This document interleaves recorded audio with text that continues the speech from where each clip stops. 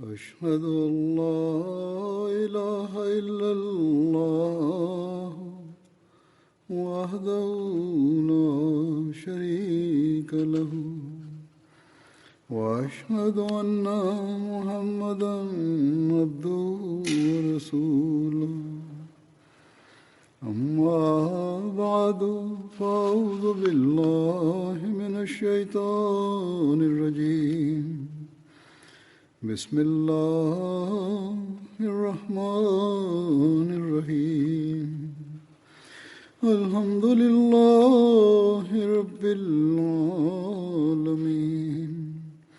الرحمن الرحيم مالك يوم الدين إياك نعبد وإياك نستعين اهدنا الصراط المستقيم صراط الذين أنعمت عليهم غير المغضوب عليهم ولا الضالين وعد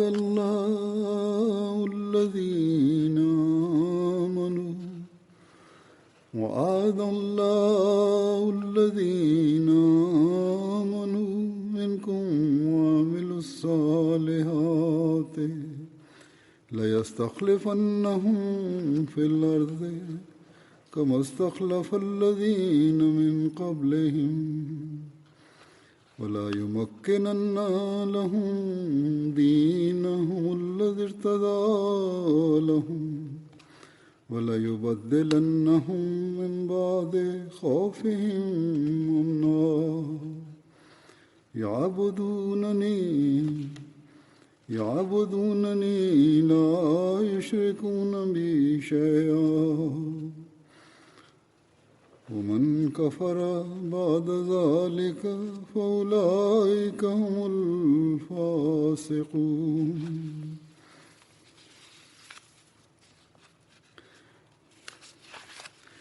وأقيموا الصلاة وآتوا الزكاة وأطيعوا الرسول لعلكم ترحمون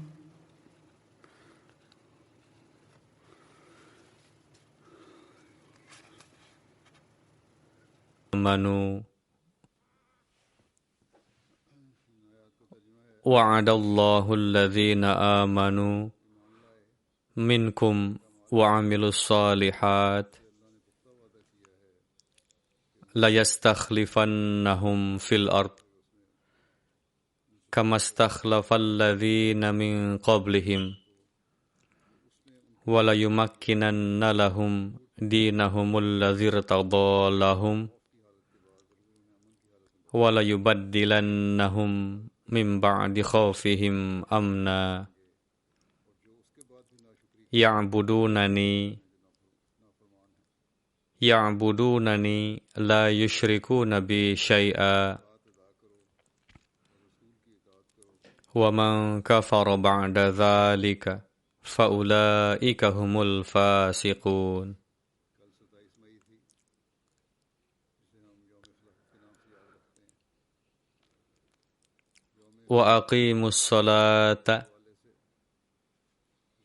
وأقيموا الصلاة وآتوا الزكاة وأطيعوا الرسول لعلكم ترحمون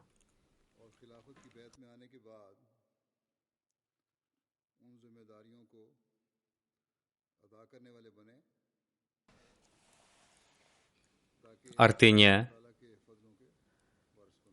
Allah telah berjanji kepada orang-orang yang beriman dari antara kamu dan berbuat amal saleh, bahwa Dia pasti akan menjadikan mereka itu khalifah di bumi ini, sebagaimana Dia telah menjadikan khalifah orang-orang yang sebelum mereka, dan Dia pasti akan meneguhkan bagi mereka agama mereka yang telah Dia ridhoi bagi mereka, dan pasti Dia akan mereka keamanan dan kedamaian sebagai pengganti sesudah ketakutan mencekam mereka. Mereka akan menyembah aku dan mereka tidak akan mempersekutukan sesuatu dengan aku, dan barang siapa ingkar sesudah itu, mereka itulah orang-orang durhaka. Dan dirikanlah salat dan bayarlah zakat dan taatlah kepada Rasul itu supaya kamu mendapat rahmat.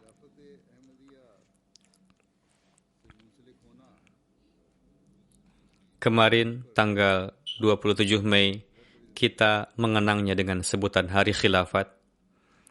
Pada Hari Khilafat biasa diadakan acara-acara pertemuan di dalam jemaat supaya kita dapat mengenal sejarah jemaat dan tanggung jawab setiap individu dalam kaitannya dengan khilafat.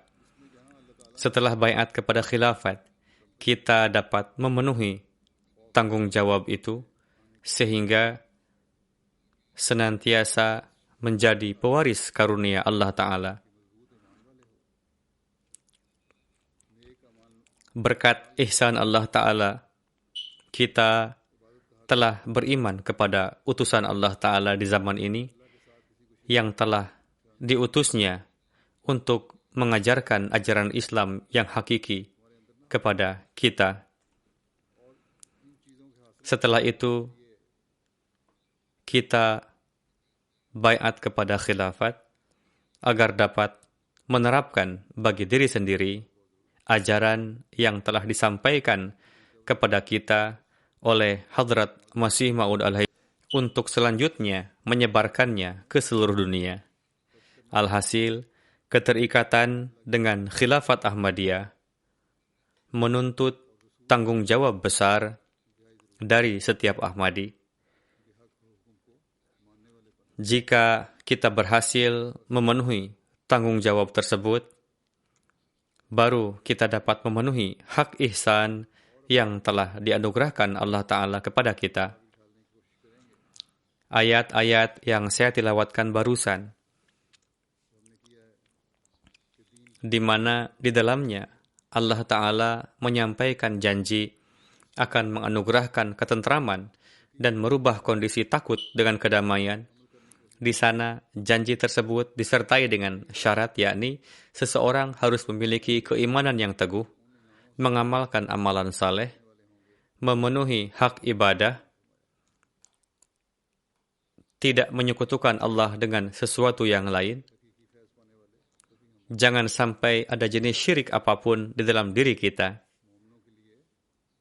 Untuk meraih itu semua adalah perlu bagi kita untuk beribadah dan salat sesuai dengan yang diajarkan oleh Allah Ta'ala. Begitu juga penting untuk membelanjakan harta di jalan Allah Ta'ala. Belanjakanlah harta di jalannya. Taat kepada Rasul pun sangatlah penting. Taatlah pada setiap perintah beliau. Jadi, jika kita mengingat hal ini dan berusaha untuk menyelaraskan kehidupan kita dengannya, begitu juga janji yang kita sampaikan untuk mendahulukan agama di atas dunia. Jika kita berusaha untuk mengamalkannya disertai dengan ruh hakiki, kita akan mendapatkan bagian dari nikmat-nikmat yang telah Allah janjikan dan akan meraih limpahan hakiki dari nikmat-nikmat khilafat. Alhasil, ayat ini memberikan kabar suka yang sangat besar bagi orang-orang mukmin. Namun, seiring dengan itu perlu untuk menjadikan bahan renungan bagi kita, karena jika kita tidak memenuhi persyaratannya, maka kita tidak akan dapat meraih nikmat tersebut secara hakiki. Jika seseorang tidak melakukan salat, membayar zakat, tidak memenuhi hak-hak Allah dan hambanya, seperti yang telah disebutkan tadi, kita tidak akan dapat menyerap rahmat dan karunia Allah Ta'ala. Jadi, meraih pengetahuan sejarah saja dan merayakan hari khilafat saja tidaklah cukup sebelum kita menjadi hamba yang hakiki. Menjaga salat-salat kita,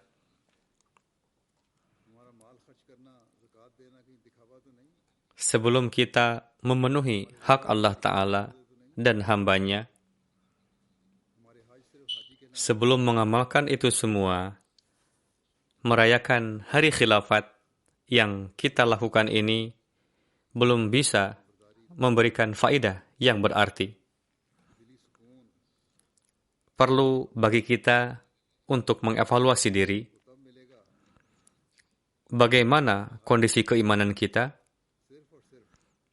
apakah dalam diri kita terdapat rasa takut kepada Allah Ta'ala, apakah kita tengah melangkah di atas jalan ketakwaan yang sehalus-halusnya, apakah kita lebih mencintai Allah Ta'ala lebih dari segala sesuatu, apakah kita taat sepenuhnya kepada Allah Ta'ala dan Rasul-Nya? Seiring dengan itu, pandangan kita hendaknya mengarahkan kita pada amalan kita sendiri, yakni apakah setiap amalan kita sesuai dengan ajaran Islam yang hakiki? Apakah amalan kita didasari niat pamer saja atau tidak? Apakah kita melakukan salat didasari dengan niat pamer? Apakah pengorbanan harta dan zakat yang kita berikan didasari dengan niat pamer? Apakah kita melakukan puasa didasari dengan niat pamer? Apakah ibadah haji yang kita lakukan hanya untuk mendapatkan sebutan haji saja? Ketaatan kepada Allah Ta'ala dan Rasul-Nya akan terpenuhi, ketentraman hati dan kedamaian akan dapat diraih jika amalan yang kita lakukan semata-mata didasari untuk meraih keridaan Allah Ta'ala semata. Masyarakat akan berada di bawah naungan khilafat jika setiap amalan kita memenuhi hak-hak Allah Ta'ala dan hamba-hambanya.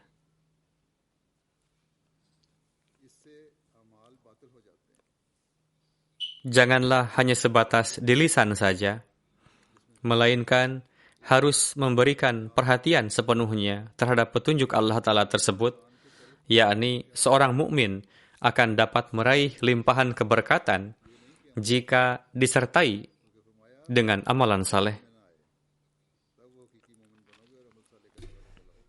Hadrat Aqdas Masih Maud alaihi salam bersabda, dalam Al-Quran, Allah Ta'ala menggandengkan keimanan dengan amalan saleh. Amalan saleh adalah suatu amalan yang di dalamnya tidak terdapat kefasadan atau kerusakan, walaupun sebesar zarah. Ingatlah, amalan manusia senantiasa diincar oleh pencuri. Apakah pencuri itu? Pencurinya adalah ria atau pamer, yakni ketika seseorang melakukan sesuatu amal didasari oleh perbuatan ria, membanggakan diri, yakni setelah beramal, lalu beranggapan bahwa ia telah berbuat kebaikan yang besar. Begitu juga berbagai jenis keburukan yang terkadang tidak disadari oleh manusia dan dosa yang ia lakukan disebabkan oleh hal tersebut, amalannya menjadi batil. Amal saleh adalah amalan yang di dalamnya tidak terdapat kezaliman, kebanggaan diri, pamer, takabur, dan tidak terfikir sedikitpun untuk merampas hak orang lain. Itulah amal saleh. Tidak hanya tidak mengamalkan, bahkan pemikiran pun jangan sampai timbul di dalam hati. Dengan begitu akan dapat menjadi mukmin hakiki dan amalannya merupakan amalan saleh. Beliau alaihissalam bersabda, sebagaimana amalan saleh dapat menyelamatkan manusia di akhirat, Begitu juga amalan saleh dapat menyelamatkan kita di dunia ini. Beliau bersabda, jika seorang saja melakukan amalan saleh di dalam suatu rumah tangga, maka seluruh rumah akan diselamat. Ketahuilah bahwa sebelum seseorang melakukan amalan saleh, hanya beriman saja tidak akan memberikan manfaat kepadanya. Alhasil, seiring dengan keimanan, amalan saleh merupakan syarat yang sangat penting. Beliau alaihissalam bersabda, amal saleh tidak dapat terwujud dengan pernyataan dan ketetapan kita dengan mengatakan bahwa amalannya adalah amal saleh. Sebenarnya, amal saleh adalah amalan yang di dalamnya tidak terdapat jenis kefasadan apapun. Karena saleh sendiri merupakan kebalikan dari kefasadan. Sebagaimana makanan akan dikatakan tayyib, jika makanan tersebut tidak mentah, tidak juga terlampau matang, dan tidak juga memiliki kualitas yang rendah, melainkan akan menjadi bagian dari tubuh manusia. Makanan yang tayyib adalah yang di dalamnya tidak terdapat kekurangan apapun.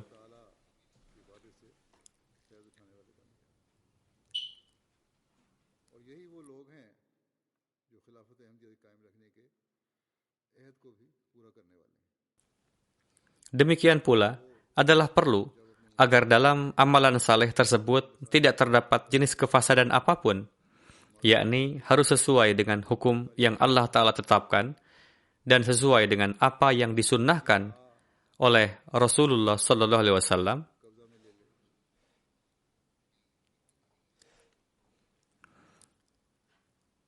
Di dalamnya tidak dijumpai kemalasan. Ketika melakukan amalan tersebut, jangan dijumpai rasa bangga diri, pamer, tidak dengan ketetapan sendiri. Jika sudah memenuhi syarat tersebut, maka itu merupakan amal saleh. Untuk itu, janganlah mengada-adakan ketetapan sendiri. Jangan menafsirkan sesukanya. Jangan mengatakan sesukanya bahwa yang dimaksud adalah ini dan itu. Melainkan, lakukanlah huruf demi huruf seperti yang diperintahkan oleh Allah dan Rasul-Nya. Jika demikian, maka itulah amal saleh. Beliau bersabda, ini merupakan perkara yang sangat besar dan penting. Jika kondisi tersebut dapat diraih, maka yakinlah bahwa kita telah meraih limpahan keberkatan dari janji-janji Allah Ta'ala. Orang-orang seperti inilah yang memenuhi janji untuk menegakkan khilafat Ahmadiyah. Bukanlah orang-orang yang mulai menafsirkan amal saleh ketika berhubungan dengan kemaslahatannya sendiri. Mereka menafsirkan sendiri keputusan ma'ruf. Kesombongannya telah menguasainya.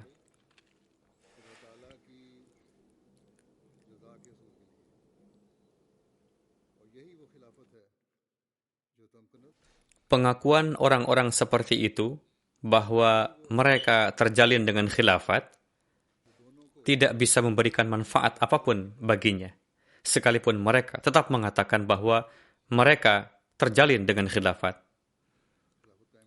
Orang yang menjalin hubungan kesetiaan dengan khilafat dalam corak hakiki adalah mereka yang taat dengan segenap ketulusan kepada khilafat. Merekalah yang sebenarnya menjaga khilafat dan khilafat juga menjaga mereka. Doa-doa yang dipanjatkan oleh khalifah akan menyertai mereka. Penderitaan yang mereka alami akan mengalihkan perhatian khilafat untuk mendoakannya. Merekalah yang melakukan amalan saleh, yang mana jalinan hubungannya dengan khilafat atau khilafat dengannya semata-mata untuk meraih keridaan Allah Ta'ala. Alhasil, inilah khilafat hakiki yang di dalamnya jalinan jemaat dengan khilafat semata-mata dilakukan untuk meraih keridaan Allah Ta'ala.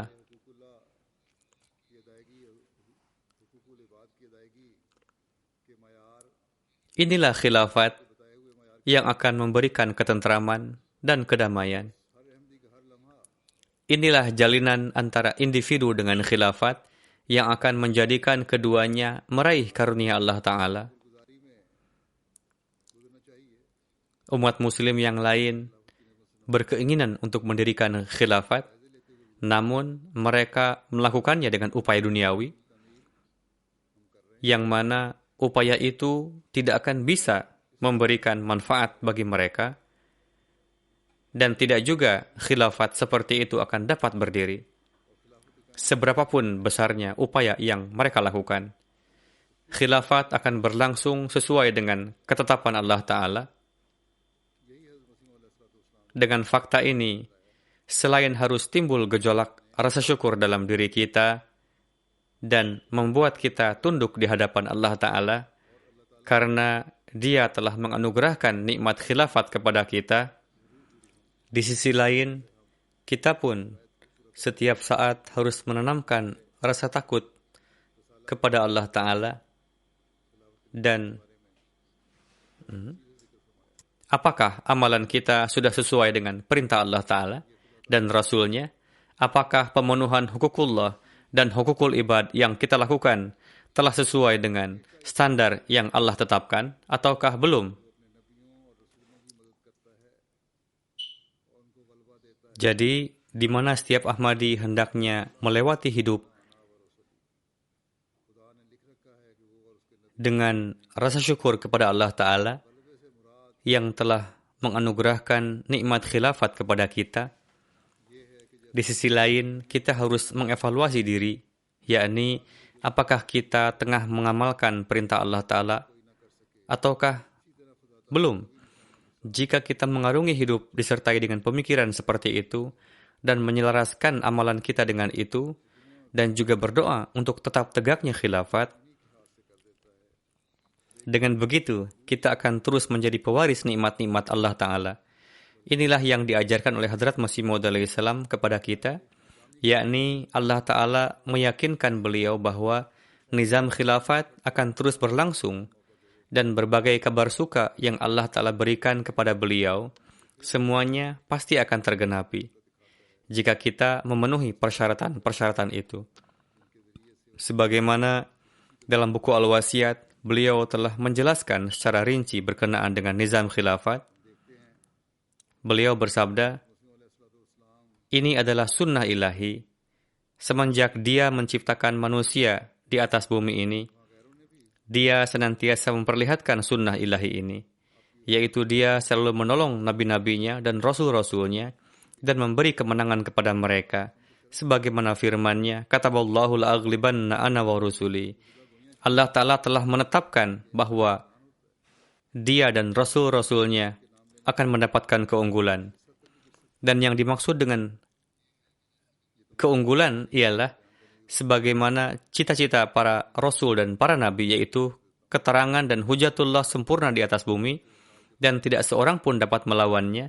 Maka demikianlah Allah Ta'ala menunjukkan kebenaran para Nabi itu dengan tanda-tanda yang kuat, dan kebenaran yang hendak mereka sebarluaskan di dunia.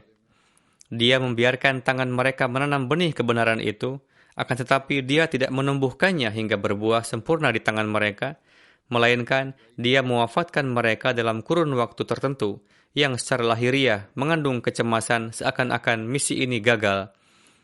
Karenanya para penentang mendapatkan kesempatan untuk menertawakan, mengolok-olok, mencela, dan memaki para utusan Tuhan. Dan ketika para penentang itu telah puas mengolok-olok dan mentertawakan, maka barulah kemudian Dia memperlihatkan kemahakuasaannya. Lalu Dia ciptakan sarana-sarana yang dengan perantaraannya, cita-cita yang terbengkalai tadi akan sampai kepada kesempurnaannya.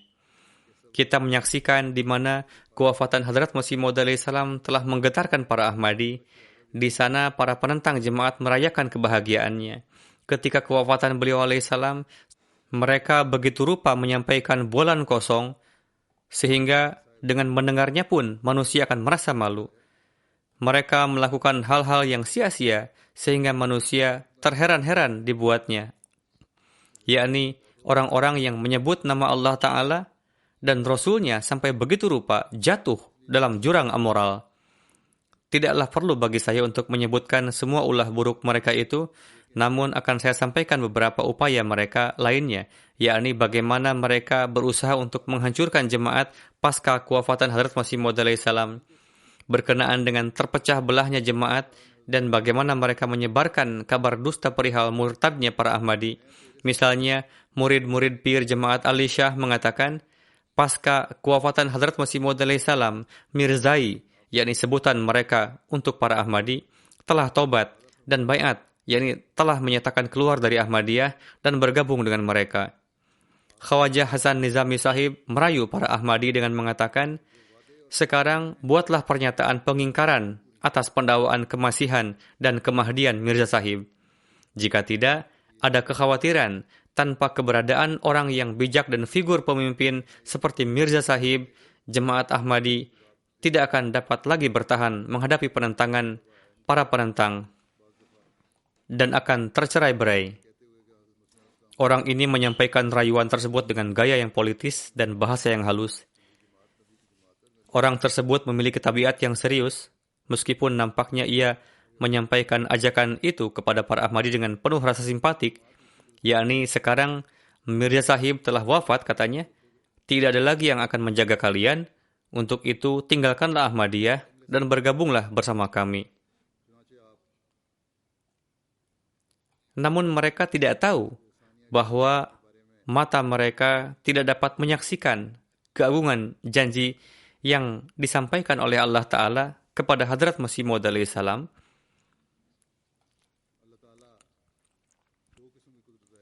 bahwa aku menyertaimu dan orang-orang yang engkau cintai. Allah Ta'ala menyampaikannya kepada beliau dalam ilham. Allah Ta'ala telah berjanji kepada beliau dan meyakinkan bahwa sepeninggal beliau akan dimulai silsilah kekhilafatan beliau, dan semua janji serta nubuatan pasti akan terpenuhi. Beliau menjelaskan, jemaat para nabi pun akan melihat adanya kudrat kedua. Di sini, dengan menyampaikan jemaat ini sebagai jemaat nabi, hal ini memberikan jawaban kepada beberapa Ahmadi yang rendah keimanannya, yang terkadang enggan menyatakan bahwa Hadrat Masih Maud alaihissalam adalah sesosok nabi. Ini pun adalah jawaban untuk mereka. Beliau sendirilah yang telah bersabda, jemaatku adalah jemaat nabi, dan aku adalah nabi. Beliau pun bersabda, jemaat para nabi pun melihat adanya kudrat kedua. Inilah yang Anda sekalian akan saksikan, yaitu bagi yang teguh dalam keimanan dan beramal saleh. Lalu berkenaan dengan terus berlangsungnya kudrat kedua, beliau alaihissalam bersabda, alhasil, dia memperlihatkan dua macam kudrat.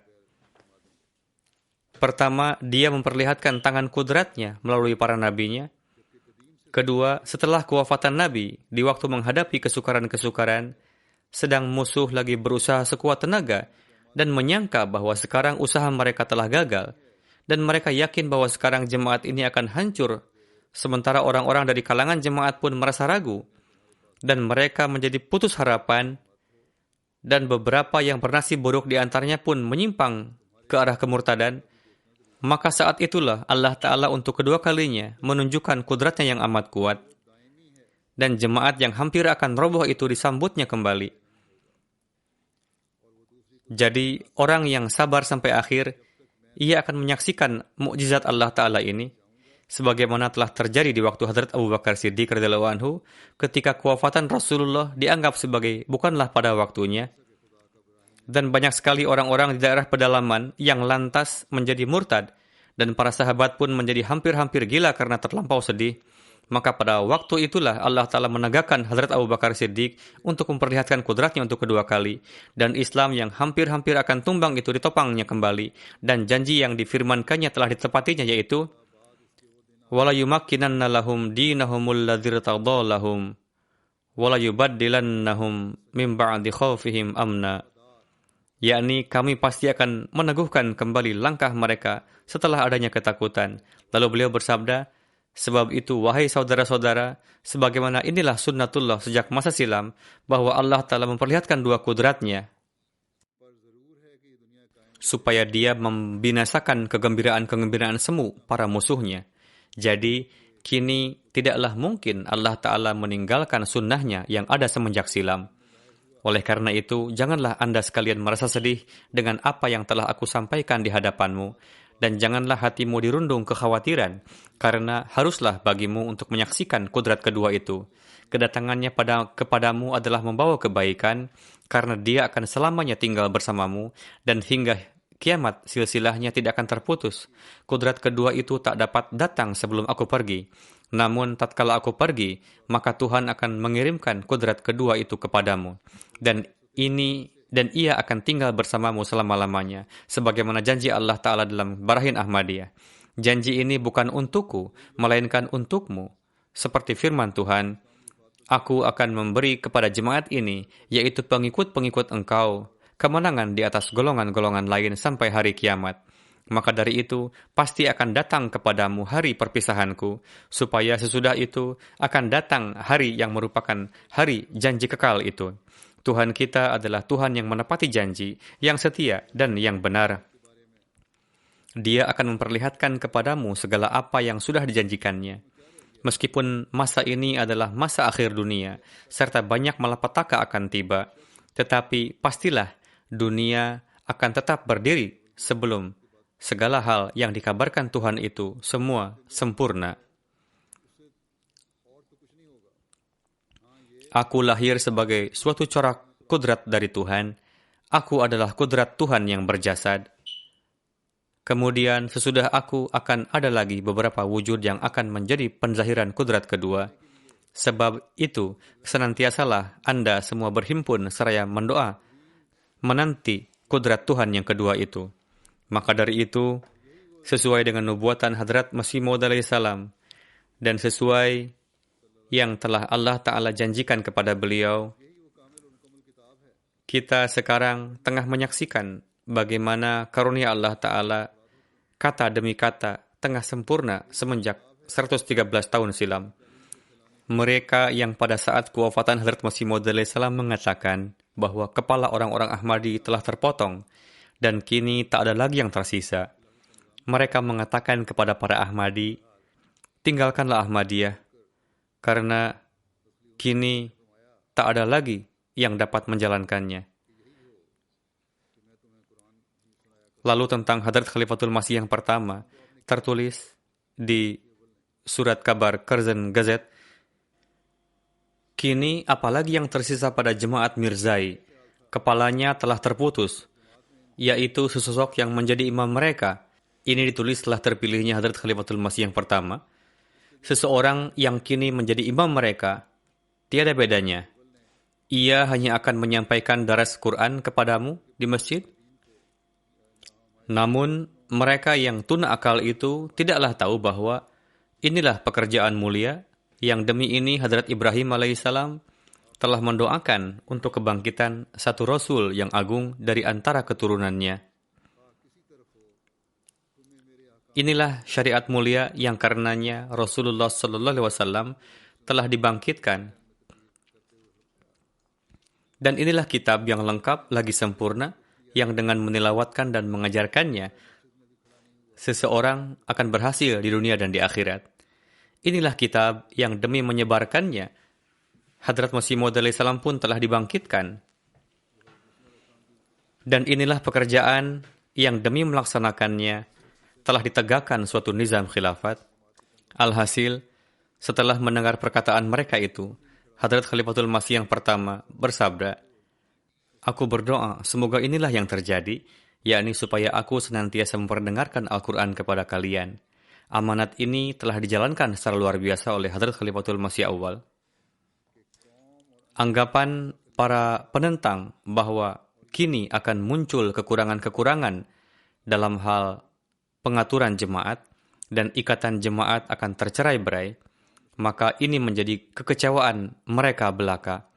Hadrat Khalifatul Masih yang pertama dengan sangat keras menekan segenap fitnah dari mereka yang munafik dan beberapa pemuka anjuman, hingga mereka tak lagi memiliki keberanian untuk menimbulkan kejahatan. Beliau di dalam pidato pertama kekhalifahan beliau bersabda, "Kini ke arah manapun tabiat kalian, kalian harus menjalankan semua perintahku."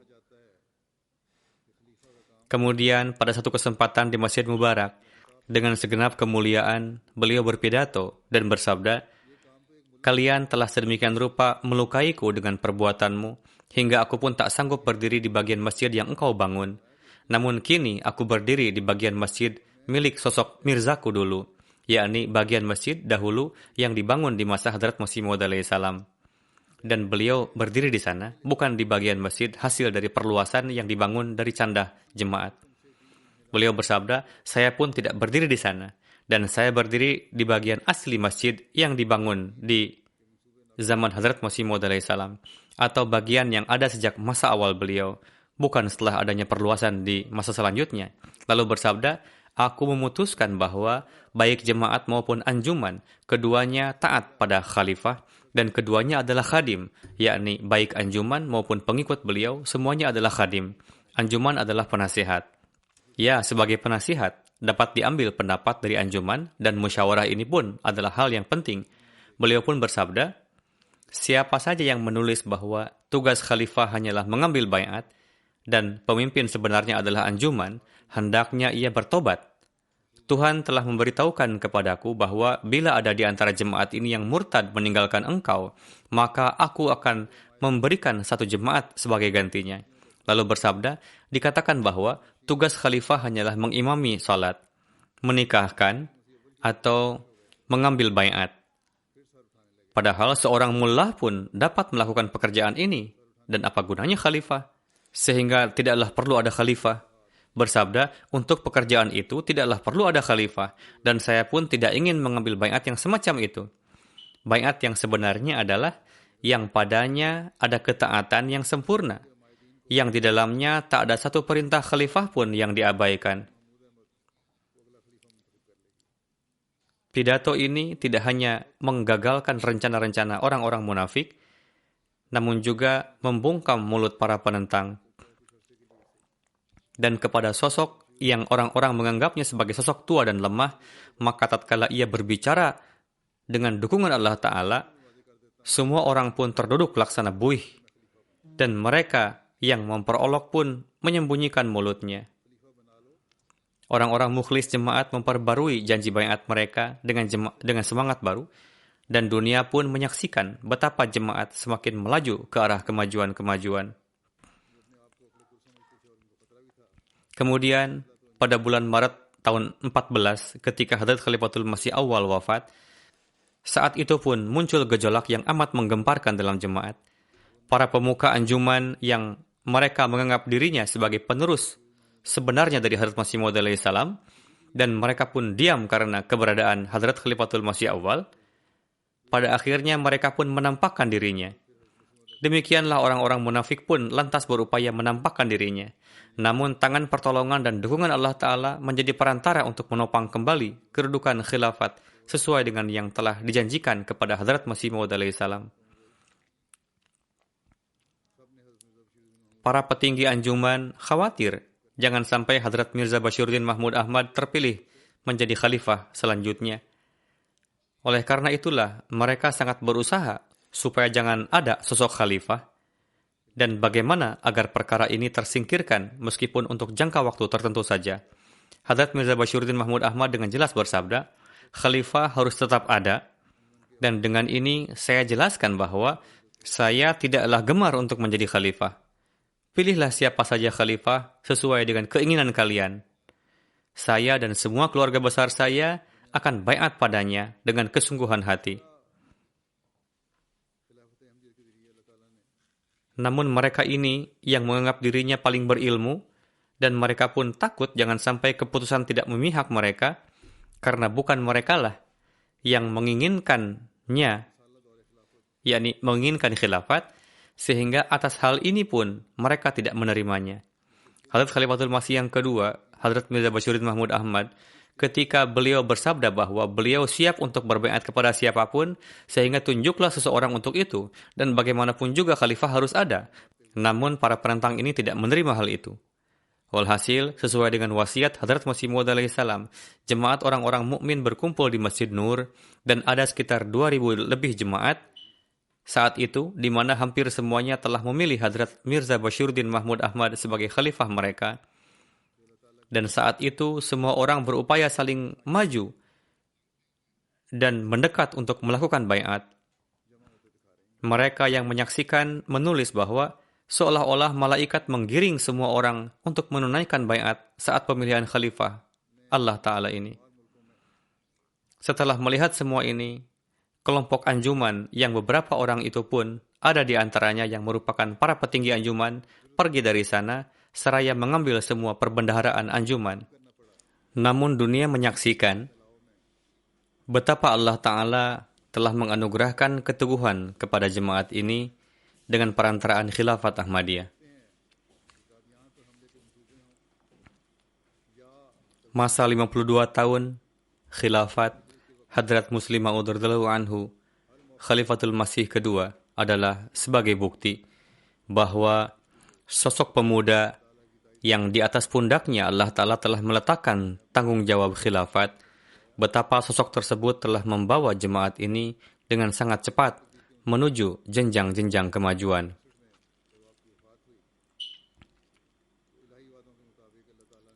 Mereka yang dahulu membawa semua perbendaharaan anjuman dan mengatakan bahwa Qadian akan berada di bawah kekuasaan Kristen.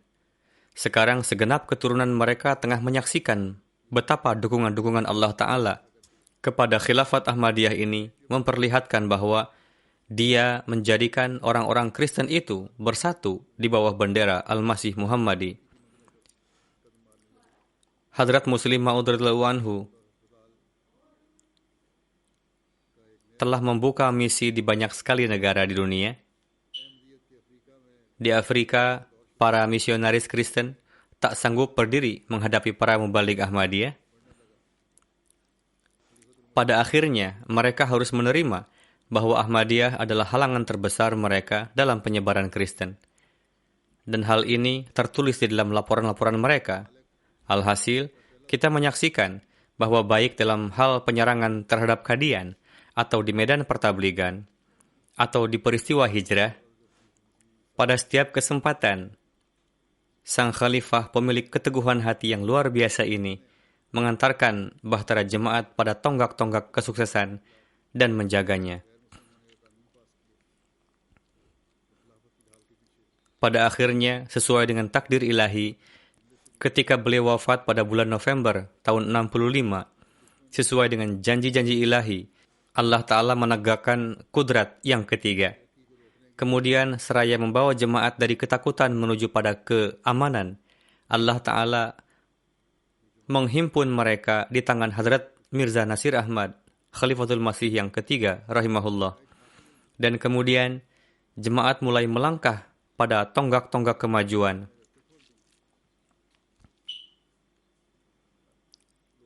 Dimulailah satu era baru pembukaan sekolah dan rumah sakit di Afrika. Satu era baru pengenalan jemaat di Afrika. Pengenalan jemaat di dunia terus berkembang. Hadrat Khalifatul Masih As-Salis rahimahullah melakukan lawatan pertama kalinya ke Afrika untuk berjumpa dengan para Ahmadi di beberapa negara Afrika, yang mana ini memberikan dampak yang luar biasa. Khalifatul Masih As-Salis rahimahullah adalah khalifah pertama yang melakukan lawatan ke negara-negara Afrika. Pada tahun 74, pemerintahan Pakistan pada masa itu melancarkan kampanye sengit melawan Ahmadiyah dan mengeluarkan undang-undang yang menyatakan para Ahmadi sebagai non-Muslim. Maka di belakang tameng khilafat, jemaat kembali sukses keluar dari serangan yang mengerikan ini, dan upaya musuh untuk menghentikan laju kemajuan jemaat menjadi gagal dan sia-sia. Para penentang yang dulu biasa berbicara tentang memborgol tangan para Ahmadi, keinginan mereka ini menjadi hancur lebur, dan Allah Ta'ala membukakan jalan-jalan baru ke lapangan finansial. para anggota jemaat yang berusaha dilumpuhkan secara finansial.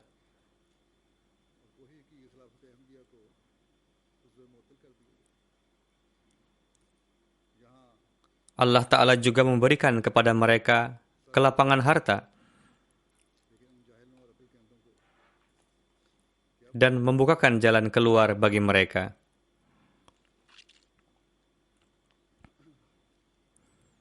Orang-orang yang setelah tahun 74 bermigrasi ke Jerman dan berbagai tempat lainnya. Dan mereka mendapatkan kelapangan harta.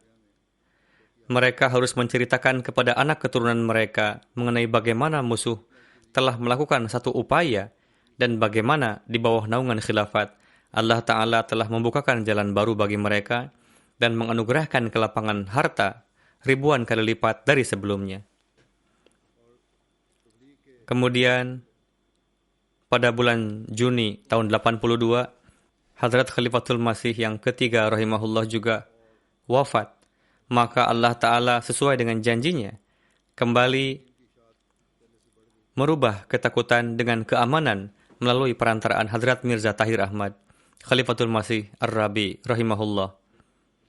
Pada masa itu, musuh sangat ketakutan melihat kemajuan jemaat. Mereka merencanakan serangan baru dan berupaya untuk melumpuhkan khilafat Ahmadiyah. Di sini, musuh mencoba untuk memenggal kepala. Namun orang-orang yang jahil dan buta akal ini tidak tahu bagaimana rencana Allah Ta'ala. Dengan dukungan dan pertolongan yang luar biasa, Allah Ta'ala telah mensukseskan hijrah Hadrat Khalifatul Masih Ar-Rabi rahimahullah dari Pakistan dan musuh dibuat tercengang. Kemudian setelah hijrah, di masa khilafat keempat, dimulai satu era baru kemajuan dan melalui satelit, pesan khalifah dan Islam sejati mulai sampai ke rumah-rumah para Ahmadi maupun gair Ahmadi dan ke setiap negeri. Sehingga terbuka jalan pertabligan baru. Tunas-tunas Ahmadiyah mulai tumbuh di berbagai negara dan ajaran Islam yang hakiki mulai tersebar. Penyebaran Al-Quran lebih masif dari sebelumnya dan mulai dilakukan penerjemahannya ke dalam bahasa-bahasa yang baru.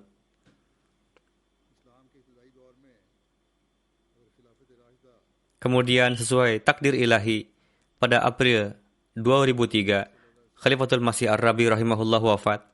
Ini menjadi satu pukulan besar bagi jemaat dan musuh beranggapan bahwa ini adalah satu kesempatan yang sangat baik untuk menghapuskan jemaat. Namun sebagaimana yang Allah Ta'ala sendiri telah janjikan kepada Hadrat Masih Maud alaihi salam, Dia sekali lagi telah melindungi jemaat ini dan melindunginya sedemikian rupa sehingga para maulwi penentang pun mengatakan bahwa meskipun kami tidak mengakui kalian benar, namun kami menyaksikan bahwa bukti dukungan Allah Ta'ala bersama kalian, yakni Jemaat Ahmadiyah. Namun meskipun mereka mengakui bahwa bukti dukungan Allah Ta'ala bersama kita, mereka tetap tidak siap untuk menerima. Allah Ta'ala telah mendengar doa-doa orang mukmin dan merubah ketakutan menjadi keamanan. Dan dalam sejarah Islam, melalui Hadrat Masih Maud alaihi salam, telah dimulai era khilafat yang kelima.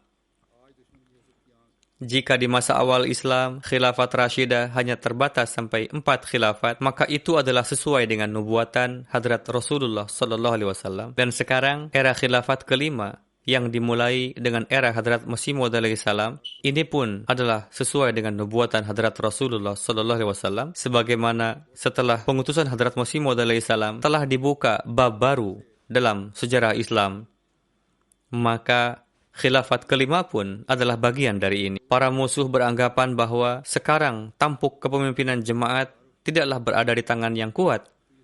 Namun mereka tidak mengetahui bahwa tangan sesungguhnya adalah tangan Allah Ta'ala yang memperkuat orang yang Dia dukung dan yang bersamanya. Hari ini mata kedengkian para musuh sedang menyaksikan kemajuan jemaat lebih daripada sebelumnya. Pengenalan Islam dan manifestasinya di dunia pada setiap lapisan dan tingkatan begitu luar biasa di era ini. Saya adalah seorang insan yang lemah. Kemajuan yang tengah terjadi ini bukanlah karena suatu kelebihan saya. Pengenalan jemaat Ahmadiyah yang tengah berlangsung kepada para pemimpin pemerintahan dunia dan di gedung-gedung parlemen, ini semua terjadi semata-mata hanya dikarenakan karunia-karunia Allah Ta'ala dan janji-janji yang telah Dia berikan kepada Hadrat Masih Maud alaihissalam. Ini semua terjadi sesuai dengan nubuatan Hadrat Rasulullah SAW. Setiap hari kita menyaksikan pemandangan karunia-karunia Allah Ta'ala, penyebaran Al-Quran dan penerjemahan buku-buku Hadrat Masih Maud alaihissalam telah sangat meningkat. Dengan perantaraan MTA, pesan sejati Islam tengah sampai ke semua negara-negara di dunia. Sebelumnya hanya dalam satu bahasa dan satu channel saja, namun kini ada 8 channel MTA yang sedang tayang di dunia. Di berbagai negara di dunia telah berdiri studio MTA yang mana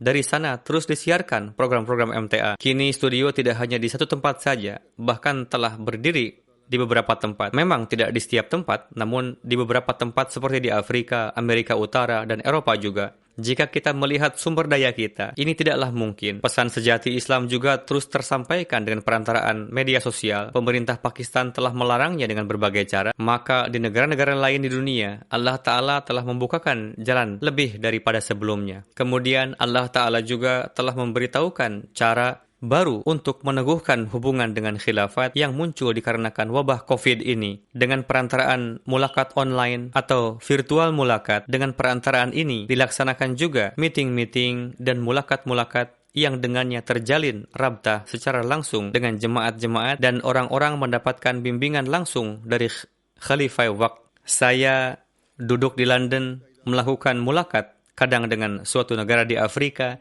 kadang dengan Indonesia, kadang dengan Australia, kadang dengan Amerika. Ini semua adalah fenomena-fenomena dukungan Allah Ta'ala. Alhasil, kita hendaknya janganlah lupa bahwa karunia-karunia yang Allah Ta'ala telah perlihatkan dan nikmat-nikmat khilafat yang telah Dia anugerahkan kepada kita, kita harus senantiasa menjadi orang-orang yang memenuhi haknya, supaya kita bisa terus mengambil faedah dari nikmat ini hingga hari kiamat sesuai dengan nubuatan Hadrat Rasulullah sallallahu alaihi wasallam.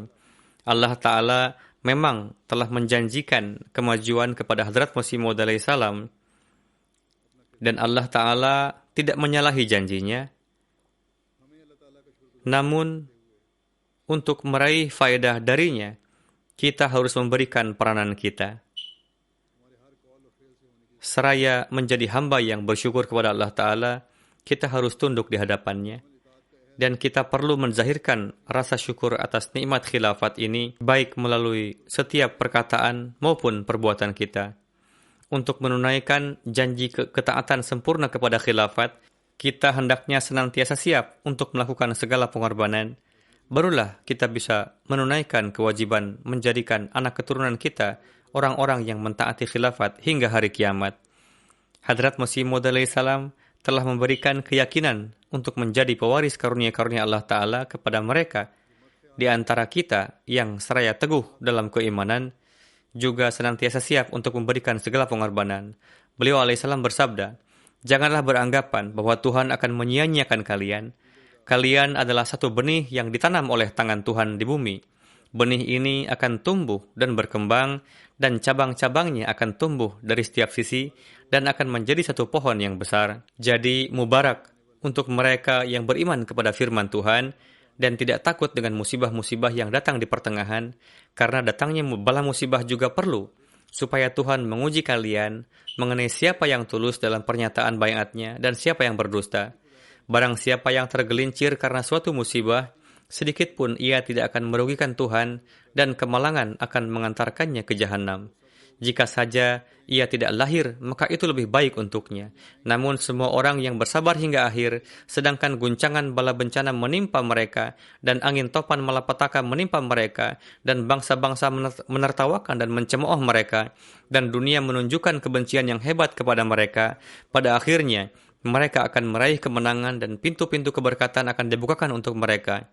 Tuhan berfirman kepadaku, aku mengumumkan kepada jemaatku, barang siapa yang beriman dengan keimanan yang tidak tercemari dengan keduniawian, dan keimanan itu tidak terkotori dengan kemunafikan dan kepengecutan, dan keimanan itu tidak luput dari satupun tingkatan ketaatan, orang yang seperti ini adalah orang-orang yang paling disukai Tuhan, dan Tuhan berfirman, mereka itulah orang-orang yang mana langkah mereka adalah langkah yang tulus.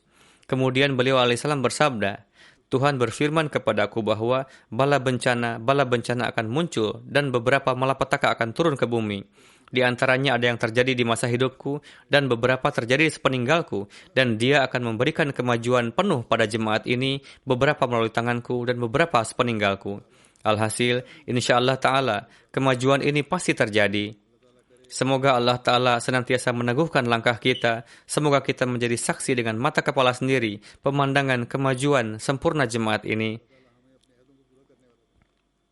Semoga Allah Ta'ala menjadikan kita orang-orang yang menyempurnakan janji-janji kita, supaya kita bisa menyaksikan pemandangan sempurnanya janji-janji Allah Ta'ala dalam kehidupan kita. Semoga amal-amal ibadah kita, salat-salat kita, dan amalan kita meraih keridhaan Allah Ta'ala. Semoga kita meraih pemahaman yang sejati mengenai khilafat dan menyampaikan mengenai ini kepada anak keturunan kita, supaya anak keturunan kita terus meraih faedah dari nikmat ini hingga hari kiamat. Hari ini saya juga ingin menghimbau untuk banyak berdoa. Ingatlah para Ahmadi Pakistan dalam doa-doa. Ingatlah dalam doa-doa kita para Ahmadi yang teraniaya dimanapun berada. Umat Islam yang teraniaya dimanapun berada, di Palestina atau dimanapun juga. Ingatlah mereka dalam doa-doa kita. Semoga Allah telah menjauhkan segala kesulitan mereka semua dan menciptakan kemudahan-kemudahan dan memberikan taufik kepada mereka yang Ahmadi supaya menjadi orang-orang yang mengamalkan ajaran Hazrat Masih Maud alaihissalam dalam corak yang sebenar-benarnya dan menjadi Ahmadi yang sejati. Dan umat Islam yang hingga saat ini belum mengenal Masih Maud alaihissalam, semoga Allah Ta'ala memberikan taufik kepada mereka untuk dapat mengenal dan juga baiat. Dan kita sesegera mungkin bisa melihat bendera Islam dan bendera Hadrat Rasulullah Sallallahu Alaihi Wasallam berkibar di seluruh dunia, dan kita bisa menyaksikan tauhid tegak di seluruh dunia.